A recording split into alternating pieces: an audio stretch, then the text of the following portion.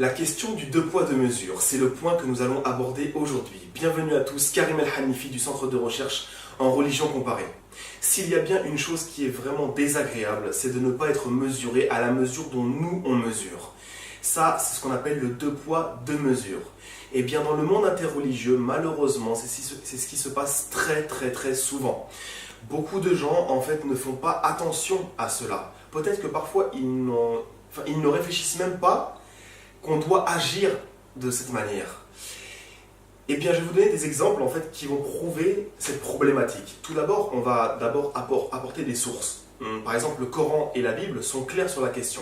On va commencer par le Coran. Donc le Coran, par exemple, dans la sourate 83 au verset 1 à 3, Dieu nous dit en fait qu'il y a un malheur sur les fraudeurs qui exigent une pleine mesure. Mais lorsqu'ils mesurent pour les autres, eh bien, ils ne mesurent pas de manière exacte. C'est le sens du verset. On retrouve ça aussi dans la sourate 17 au verset 35, où en fait Dieu nous dit qu'il faut donner la pleine mesure lorsque l'on mesure. Pourquoi ? Parce qu'en fait le résultat n'en sera que meilleur pour nous et pour les autres.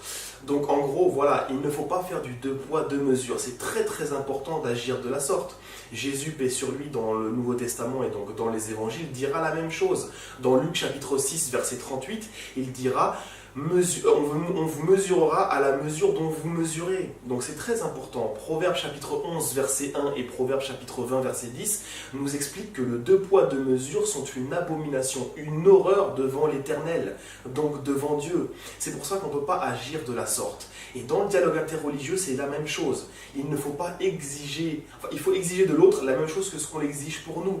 Je vous donne des exemples. Pour le cas des musulmans, souvent ils s'approchent vers la Bible et en fait font leurs propres exégèses. Mais ce n'est pas comme ça qu'on doit agir. On doit d'abord vérifier, apporter les exégètes de chez eux pour pouvoir déjà au moins avoir l'avis que eux donnent. Ensuite, on peut ne pas être d'accord, ça c'est une chose, mais voilà, tout comme nous, on essaie à chaque fois d'enseigner aux gens qu'il faut aller vers nos exégèses si on veut comprendre le Coran, et bien de même il faut faire la même chose avec eux. C'est logique.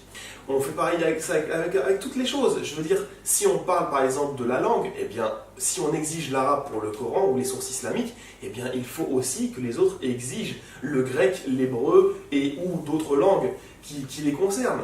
C'est normal, et c'est ce qu'ils font. Et je trouve cela tout à fait logique. Et c'est exactement ce que le Coran nous ordonne. Et de même, inversement, par exemple, les chrétiens viennent dans le Coran et font leurs propres exégèses, allant même parfois jusqu'à dire que Jésus est Dieu selon le Coran, qui est une catastrophe d'en arriver à ce genre de conclusion. Non, c'est pas comme cela. De même que voilà, pour l'arabe, c'est très utile pour comprendre des variations dans la terminologie, etc. On veut être pointilleux. De même que sur nos textes, nos hadiths, ce qu'on appelle la tradition prophétique, eh bien on ne peut pas arriver et jeter un hadith comme ça à la tête des musulmans.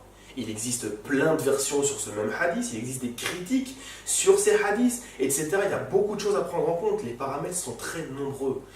Donc voilà, c'est une petite vidéo pour juste demander que ce soit aux musulmans, aux chrétiens ou aux autres, voilà, de mesurer avec une pleine mesure. On doit agir de la sorte dans le débat et le dialogue interreligieux. Et le résultat n'en sera que meilleur. C'est ce que dit le verset du Coran à la sourate 17, verset 35.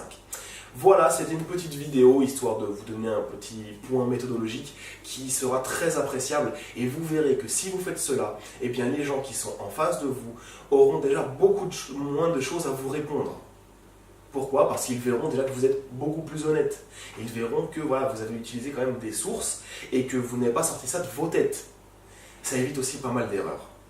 Merci à vous.